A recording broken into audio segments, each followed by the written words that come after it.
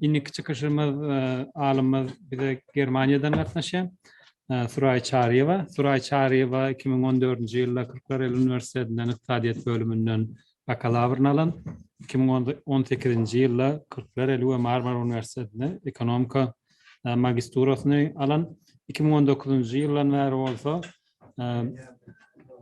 Martin Luther Üniversitesi Halle-Wittenberg'daki şu tayda doktoranturasını edip bör. Onun magistura tezisi dünyanın buğuna Türkmenistan'ın ekrançılığı. Şu atki disertasiyatı, PhD disertasiyatı işlep börün. Crop Diversification in Central Asia, Policies, Determinants and the Social Effects. Beynatağa menin Türkmen diliğim için tercüme etmek için yeterlikler. Bunun çıkışı olsa Horticulture and Women, What we can learn from the Uzbek experience. Suray, hoş geldin. Sağ ol gelip çıkış edeniniz için. Söz sizde. Selam, çok sağ olun çağrınız için. I will speak in English. I'm just excited to speak in Turkmen. So, yeah, hello everyone. My name is Suray Charyyeva and greetings you from Budapest. Currently, I'm located in Hungary. And yes, I am currently Gender and Social Protection Fellow at Food and Agriculture Organization, which is officing for Europe and Central Asia in Budapest. And also, how Vepa mentioned, I'm a doctoral candidate at Leibniz Institute of Agricultural Development and Transition Economies, Germany. So today I will be talking about horticulture and women. And what we can learn from Uzbek experience. So let me share my screen. I hope you can see it. Do you? Görüyorsunuz mu? Hava göre. Yeah. So this is actually our institute, YAMO. We shortly call it in Germany. And I'm a part of a project called Susadika. It's a shortly sustainable development, sustainable agricultural development in Central Asia. And you would ask why Uzbekistan? So partly my project Susadika was funded by Uzbek government, and yes, they gave money and I studied them. And secondly, why specifically Uzbekistan, but not other Central Asian countries? Because we have also people who studies Kazakhstan and Kyrgyzstan or Tajikistan. In my case, for Uzbekistan, because we have quite similar socio-economic background, historical background, and in some ways also the language and kitchen is quite similar. Apart from that, our mentality of especially rural people are quite similar to Turkmenistan. So it was a really good, solid background for me to understand how the system works there, how the life is going on there. And that's how I ended up in studying Uzbekistan. Today, I will talk about my motivation and other things of my work. Today I'm presenting actually one part of my PhD dissertation. So with starting main motivation, why gender? It's because it's very not a studied area, especially Uzbek gender, also not studied area in terms of academic life. There's very few reports by international organizations which explains rural women situation in Uzbekistan by FAO, by World Bank, but it's not enough. Academic-wise, it's not enough. And there's some papers which was written in 2003. It's like 20 years ago. It's still very actual, but still back from then, many things have changed, and the system changed in Uzbekistan. And also personal interest in gaining the knowledge. I would assume that everyone has some relative who lives in ovalarda, etraplarda, and like, why not? Yeah, to to know what's happening there.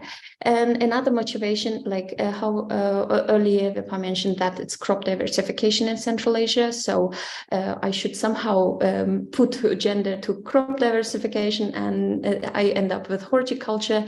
Like since 2010, Uzbek government slowly, very slowly trying to reduce cotton production, and that's how they come up with the idea to give for some very small etraps to permission to not cultivate cotton but go to horticulture production.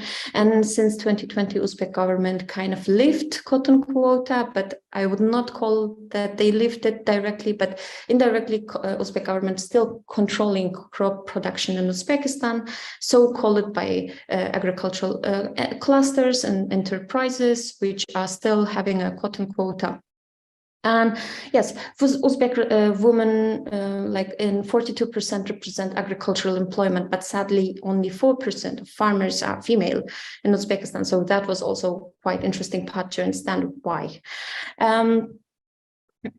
So there's some statistics which can be kind of explained. So there's unpaid working labor by women in general in Uzbekistan. It says 5.5 hours paid per daily.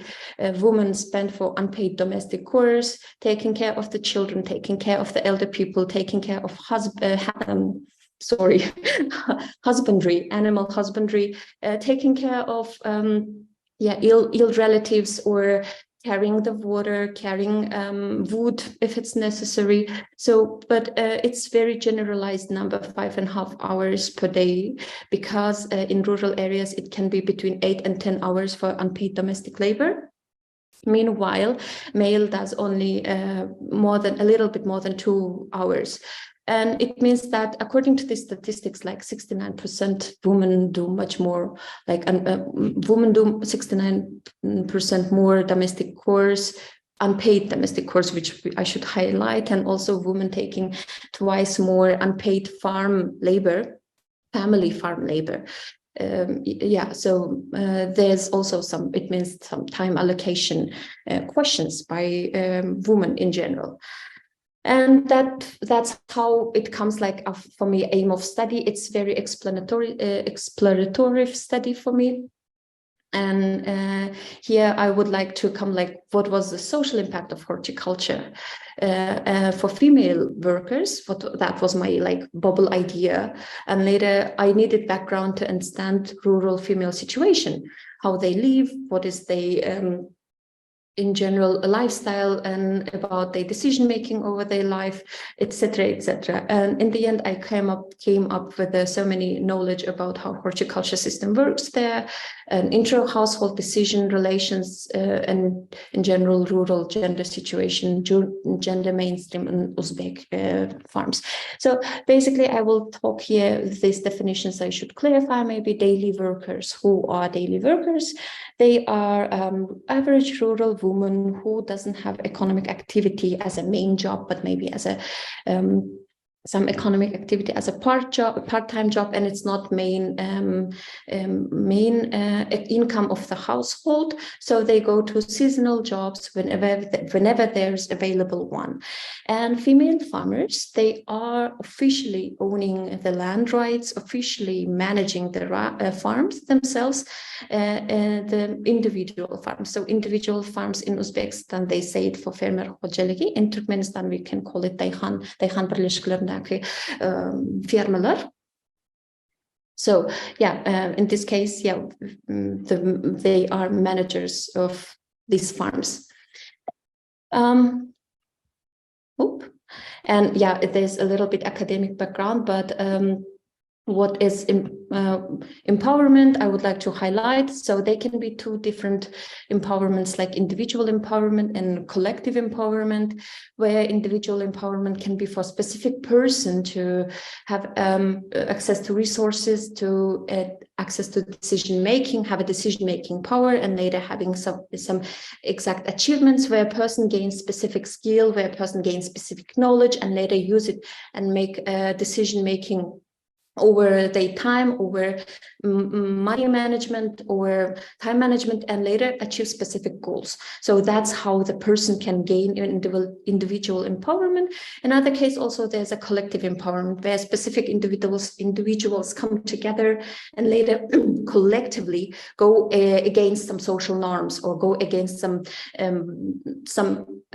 political things which are they not happy. And there's also can be mixed approach to study it, like add individual empowerment with collective empowerment and explain some things which is not can be explained without each other.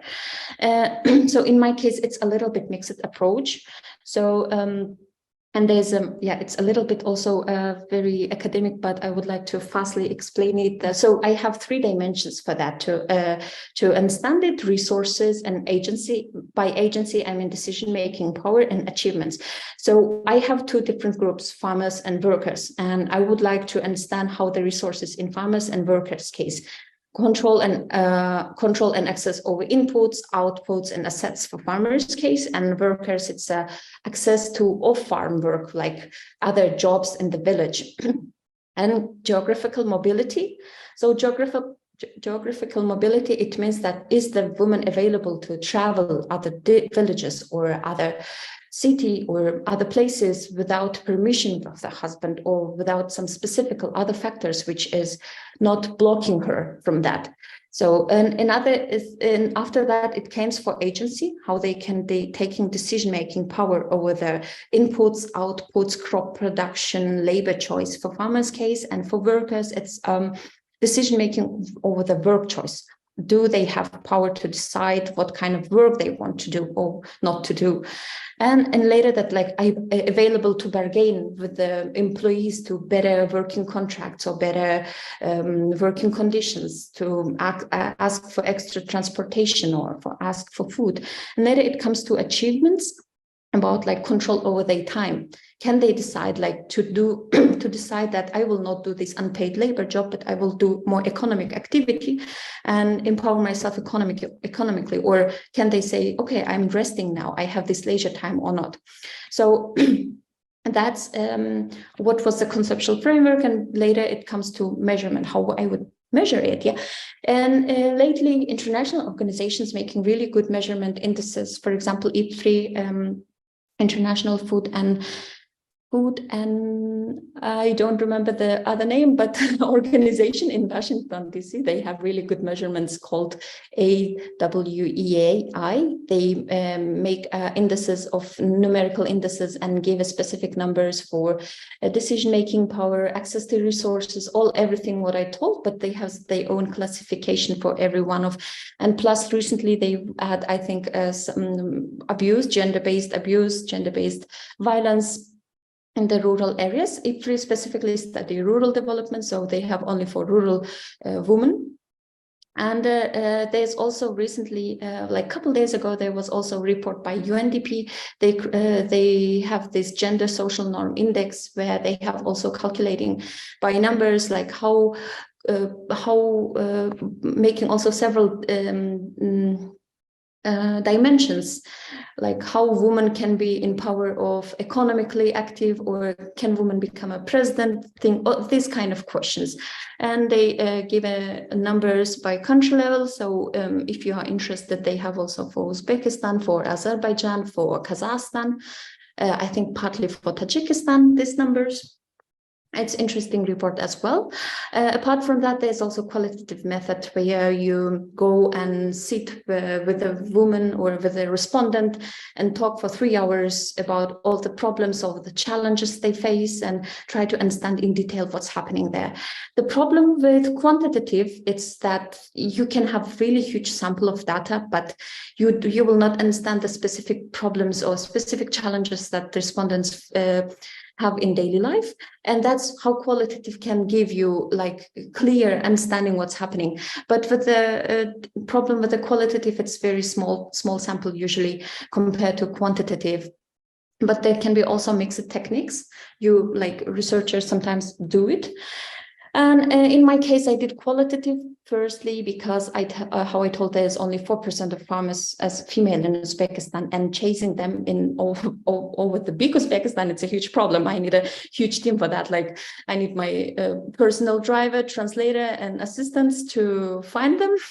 So I am not so much funded for that. Apart from that, I had very short time, like 3.5 months to be in Uzbekistan and to do my data. So qualitative was really nice in terms of I just met women and they would feed me with hello and feed me with a lot of tea until I have really food coma.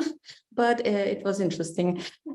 So which villages I was. I had 2 cotton and 2 horticulture to compare what was horticulture bringing differently than cotton. And I had Jamboy in Samarkand province and Yangiul in Tashkent province. You would ask why? Because Jamboy and Yangiul was one of 3 first etraps in Uzbekistan, which were granted not to cultivate cotton since 2010. And they are very few etraps which are really granted for not cultivating cotton. And I think 2021, there was around 13 etraps or 14 etraps approximately were granted from not cultivating cotton at all.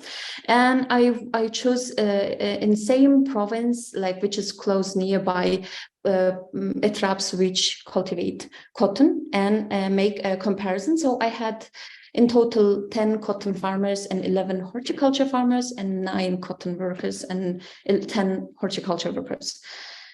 And yeah, I already explained, I was comparing horticulture and cotton districts and understanding how horticulture empowers rural women or not empowers rural women. My hypothesis was that it's definitely empowers, but yeah, we never know, but we will know later.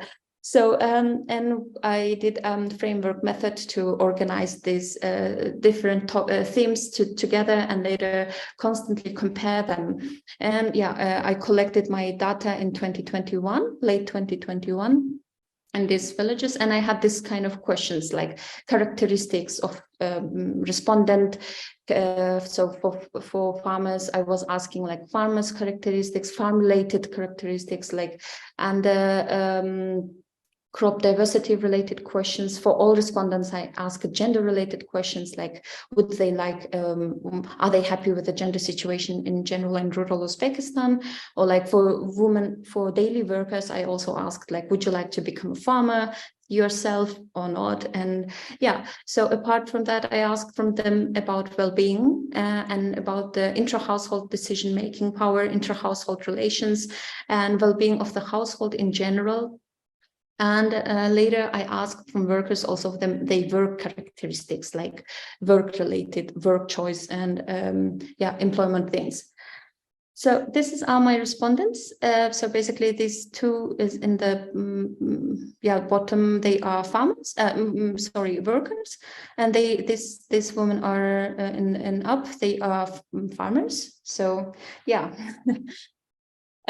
So this is one of first kind of characteristics in the end.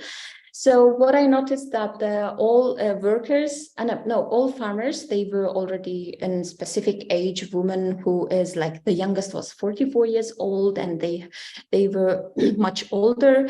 But meanwhile, workers were much younger. Yeah, even I had one respondent who was high school student but because of the lack of proper information, I had to exclude her from my analysis. And farmers would have on average vocational degree, educational background at least. Meanwhile, workers had a high school degree. And also farmers would have definitely a car in their household. Meanwhile, workers didn't have a car, and farmers, half of them could drive the car themselves or tractor. They could drive, some of them tractor. So and when it comes to intra-household decision-making, farmers would be kind of bossy boss in their home, but they would not say that I'm boss. They would say, yes, we take decision making together with my husband. I advise him But meanwhile, workers would say, yeah, my husband or parents-in-law, main decision makers, like, for example, buying carpet or sending child to university or organizing wedding ceremonies or any festive events. So in farmers' case, were farmers who is deciding these kind of things. Meanwhile, workers were mainly just a member of the household, only implementing the decisions in the end. And obviously, farmers didn't do household chores themselves. In the first place, their daughter-in-laws did this work. And later, if the daughter-in-law was sick or was not there, farmers would do. But in workers' case, they were the first person who would do household chores, and later the unmarried daughters or younger daughters who were in high school or in secondary school. But apart from that, the number of children and the household animals and tomorka, it means yaşayan cayının yanında kıçmellik. So tamın arkasında kıçmellik. From Uzbek thing, but they say tomorka, so they had similar characteristics for all of them. And yeah, there's one of the first results that farm characteristics. I would not go into detail, but the thing is, horticulture farmers in general had more decision-making power over the crop choice, which is really good because they would have more higher land tenure. Because in Uzbekistan, if you don't fulfill the cotton or wheat quota, they have insecurity over the land because government might take away fertile land from you. In horticulture cases, they didn't have, and they were more secure about that. They will not definitely lose land, and they were investing over their land for upcoming years. And they were having less permanent workers, but more seasonal workers. And here, for example, for cotton, you would say that they have more seasonal workers, but horticulture has less seasonal workers. But I would say otherwise, horticulture has more seasonal workers, and I'm friend with math. But in just case, the thing is here, horticulture workers have seasonal workers constantly during the year, while cotton, I don't know, maybe you know from your parents when they were in collective farms, they would have only 1.5 months or maximum 1.5 months, like daily cotton harvesting year. And it's that's why they might have a lot of bulk number of seasonal workers in cotton case, and for wheat you don't need a worker because everything is mechanized. And there's a new definition, working with self-organized brigades. In cotton case, no, and in horticulture, yes. I will explain it. What is that in a few slides later. And for workers, so they all were members of self-organized brigades. And I think it would be like brigada from Soviet word, but it's not that brigada which we know from Soviet period. And for cotton workers, they have work only during cotton harvesting season. So it means they have economic activity only 1.5 months during the whole year. While horticulture villages here, Yanggiyul and Jomboy, they are horticulture villages, and they have a work up to 8 months during the year. So they were more economically active compared to cotton workers. And also another thing was that horticulture workers could have extra leftovers from the field. It means that they have some food security, at least for a short period, in their household. And it means that they don't need to spend extra money for the food, which they earn on a daily basis. And also all horticulture workers, almost all of them, they didn't have extra economic activity, where cotton workers, they had to find extra job to have at least a little bit some economic power. And that's what they were doing in local bazaar. They would sell something or they would trade something. Yeah, and that was a huge difference, that there was some economic activity for horticulture workers. And what is that? Self-organized brigades here, which I mentioned. So here comes economic empowerment, and here comes more collective empowerment in terms of the self-organized brigades are women, which we live in same neighborhood, or which are classmates, classdaşlar ya da komşular. These women come together, they are approximately or same age, and go to work, to some seasonal work together. So it means that one of them should be ahead of these organized brigades, and this head would know where what kind of work happens. Because if in cotton case, it's very well known, all farmers cultivating cotton, and you know approximately when they should be cotton work, and you go directly to the cotton plantation and work for cotton field. So you don't need extra information for that. But when it comes to horticulture, you are not maybe able to know which farmer has what kind of job for me today or for tomorrow.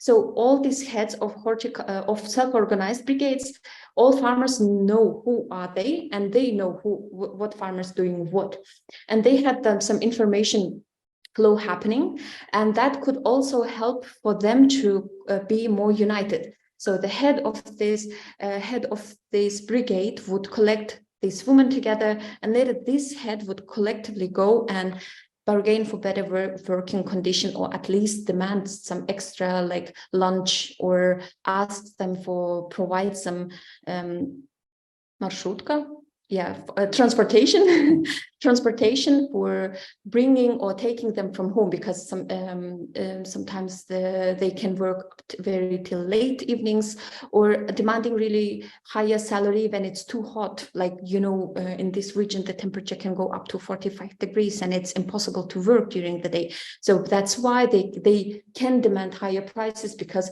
these women come collectively together, and it's very beneficial for farmer to just talk with the one person for 10 people, then picking up one person from different places.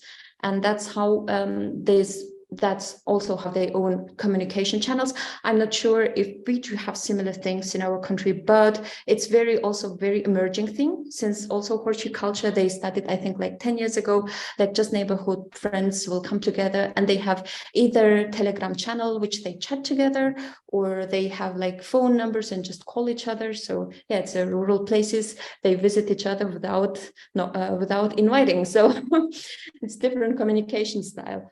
And yeah, hear me, you can see with my translator and farmer. So that was one of discoveries which I found, what's happening, and that's how they are collectively empowered in horticulture. And how I mentioned here, like farmers of cotton areas, they don't work with this organized brigade. It means that they have fixed prices for their employment, while horticulture has higher, have power to bargain over better working conditions.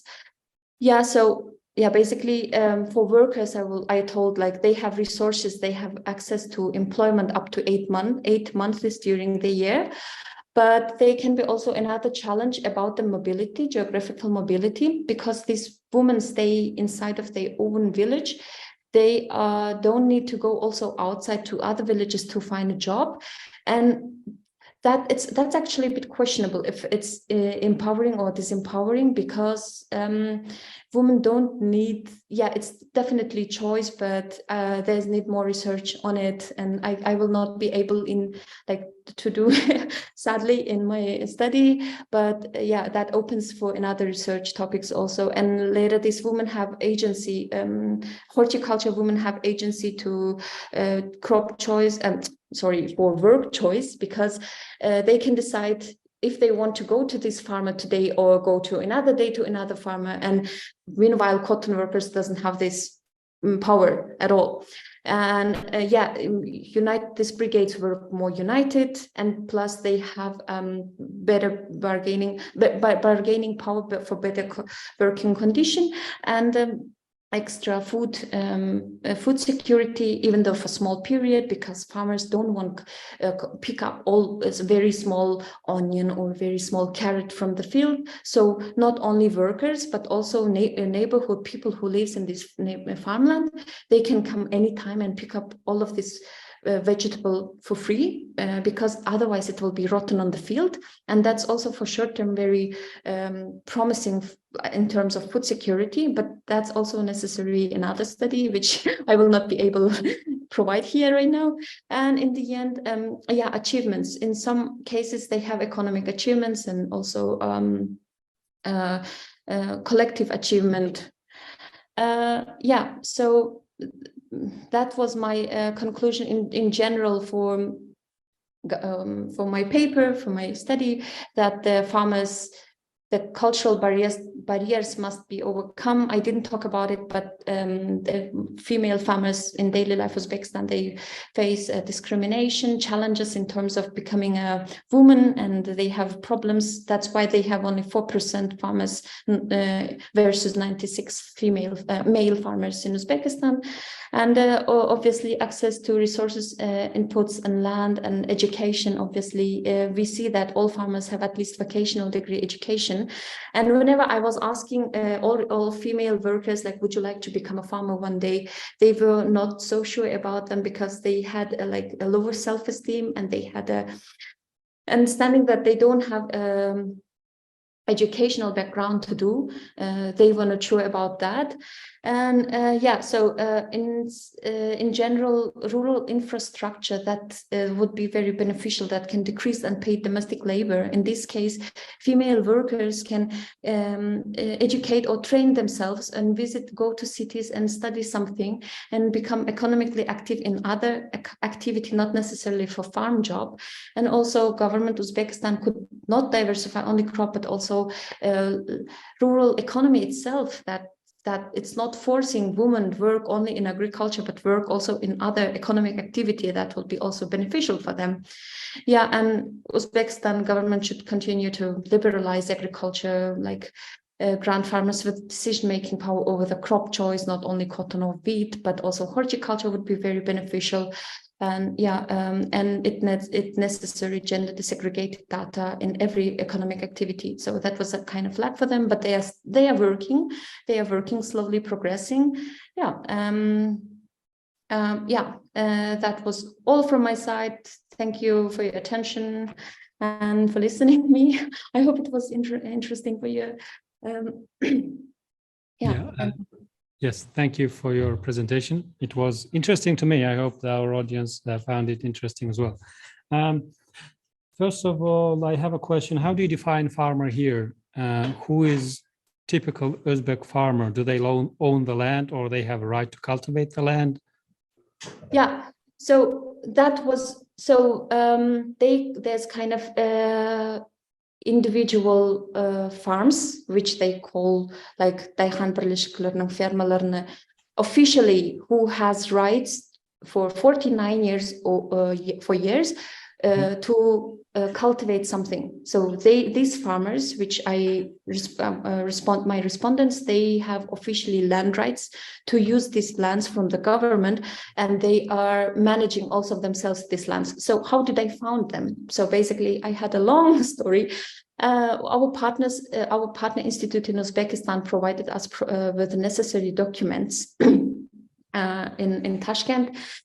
Because our project was funded by Uzbek government, it was not problem. And later I kind of took every document for every province, for Tashkent Oblast, for Tashkent Hakimligi, and later for Samarkand Hakimligi, and from Vilayet Hakimligi, I took it down for or Etrap Hakimligi. It was not problem until Etrap Hakimligi, and in province and in district level Hakimiyats, it was a bit challenging because giving orders is easy than implementing it themselves. But these hakimlikler, etraf hakimlikler, they some of them were nice, some of them were not very nice. But they gave me a list of women, or one etraf. They even provide me with a driver who would take me to these female farmers and daily workers, and wait me until I finish my questionnaire and I talk with them. Yeah, so and one hakimlik absolutely like kind of ghosted me for 3 days until I pressured them very harsh. Yeah, so being young female, it's a bit challenging in the country because you don't take as a serious person. I see. All right. My next question is, you chose farmers who are closer to urban areas like Tashkent or Samarkand. Do you think your findings are representative of larger Uzbekistan? Uzbek farmers, they are living far distant from those urban areas? The thing is, there is no, so these provinces were officially granted not cultivating cotton. And the, Oh, I see. like, for example, in Karakalpakstan province, they don't have this kind of district. So I could not collect data there. They have, in majority case, cotton and wheat, and they will be very small lands which can cultivate in this melek or in this very small plots, or after wheat, they would do some horticulture crop. So how I said there was on back in 2013, 2021, there was only in total 13 districts which were granted for doing this. And it was a bit challenging to get the name of these districts. And I know these two districts were officially in the law, like since 2010, not cultivating cotton. So yeah, that it was not my choice, but like kind of forced choice. Okay. So the farmers you chose are not randomly chosen? No, because okay. in every district they have either 2 or 3 farmers, or like maximum they would have 10 farmers. I think in for example in Yangiul, in one of provinces, I talked with 8 of them. Yeah, so I tried to talk as much as I could. I see. What is the reason behind Uzbekistan cutting cotton cultivation? Food security. Food security. They want to have, especially if you noted, it's in the bigger cities, near the bigger cities. So they would have to, in the markets, have their own products firstly, and they have a huge market chains currently. If any of you have been in Uzbekistan, you would know, for example, Korzinka. It's like some of these markets where they have these chains all over Uzbekistan, and these stores also buy from local farmers. Do we have any question here? If we have, raise your hand. I'll go with the online one. Based on the statistics and research you had, what do you think and anticipate about the future of those women working as farmers or their daughters? Sorry, what? I'm based on the statistics and research you had, what do you think and anticipate about the future of those women working as farmers or their daughters? What their future would be like? What do you think their future would be? I would say that firstly, farms in Uzbekistan, they are big. They are like 50 hectares, 100 hectares, 200 hectares. So in horticulture, they make really good money. And they are kind of one of wealthiest people in the villages. So I would expect if they would have opportunity and they would be more self-confident in continuing farming, they would have much economic and also like community power.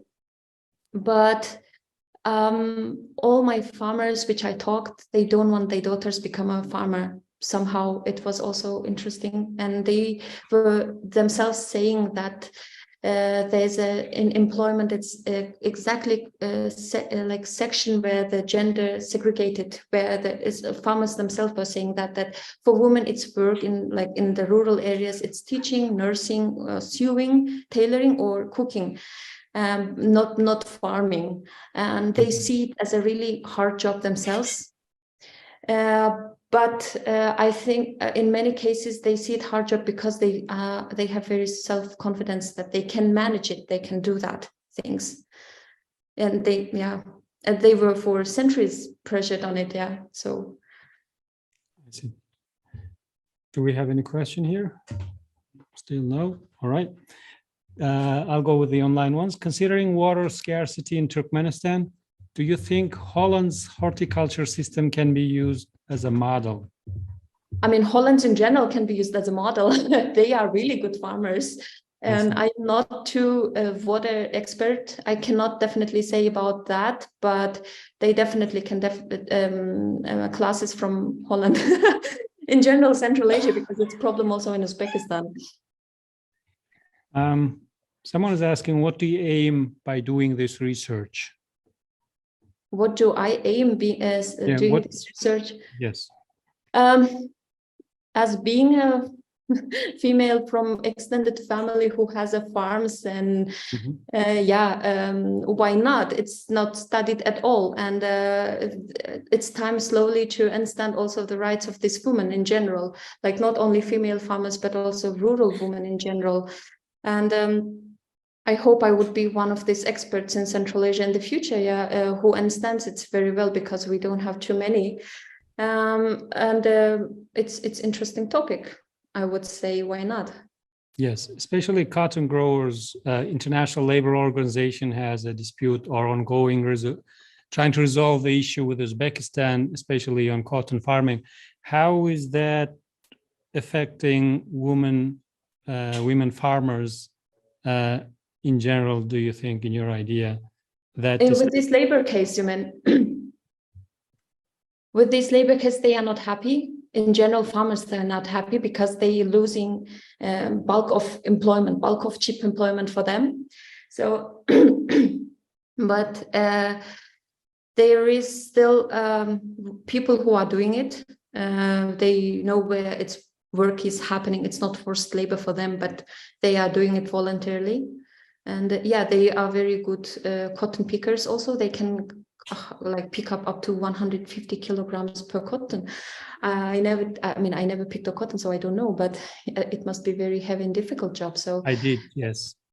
You did, okay. I did, and what yes. was your I think maximum was, my mother is here, maybe she may correct it, but I think 35 kilos for a day would be the maximum.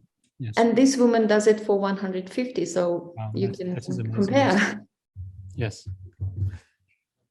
All right. I think we have another question. If given opportunity, would you consider being farmer yourself? Of course, very much. I would like cultivate wine, actually, like grapes. Why not? If I would have 1 hectare fertile land with proper water accessibility, I would do winery. In setting of Uzbekistan? Why not? The ones you interviewed. Sorry? Would you take the opportunity, considering considering yourself as the farmers you interviewed them, as in Uzbekistan? Okay. I didn't understand you, sorry. Would you take this opportunity to replace yourself with those farmers? With horticulture farmers, I would like to replace. But not cotton ones. They have nice machinery. They have nice fertile soil is important. And it's interesting. I'm doing urban gardening myself. So in my terrace, I have small things planting. Like, it's not too big, of course, it's not hectares, but I'm trying to do my best. I see. All right. Thank you very much. These are the questions, unless there is another question. We have a question. Give us a second. We need to get the camera there. Can you stop sharing as well? So yes, definitely. Thank you. Juma.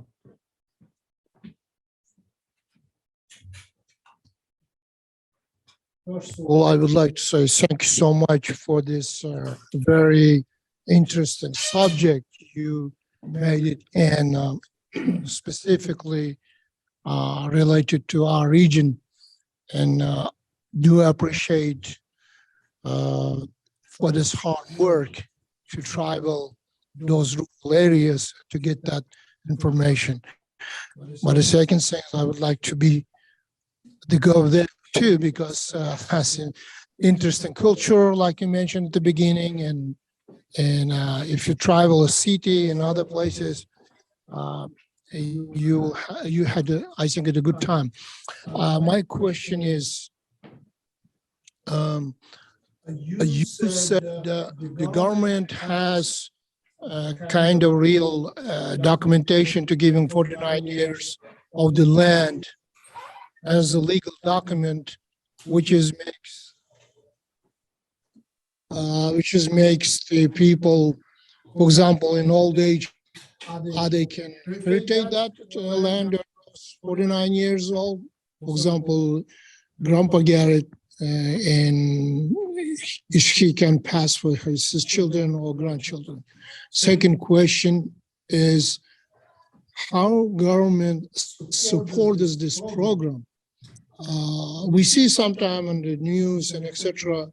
A lot of the change going on around Central Asia, specifically in agriculture and growing cotton and other crops and etc.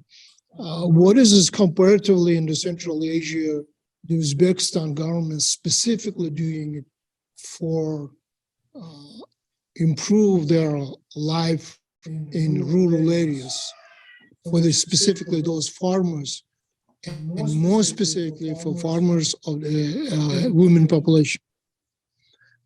Have you come across to see those documents or legal performance or help from the government? So by document wise, Give me a second. Give me a second. I need to raise the mic here so we won't have a technical difficulty echoing. Yes, go on. Thank you. So the first question, this land can be inherited by children. So one of farmers she inherited it from her father during this 49 years old. And when the year 49 years old will end, she can renew this land. I didn't see a legal document. It's very difficult to get some legal documents about this kind of things. But I was interviewed with I don't know how it was in English, but in Russian it's agroprom, агрономная промышленность. And they would also say same thing, that it's inheritable, definitely, yeah. And about your second questions, what is government doing? The government started very recently, since 2017, trying to liberalize agriculture in general. So that was kind of creating a cluster system. So what is that clusters? It's private enterprises, agricultural enterprises, which is closely working with government. So that's why government kind of still have indirect control over the crop production. That's why they have still cotton quota or wheat quota, but not from government, but from these clusters.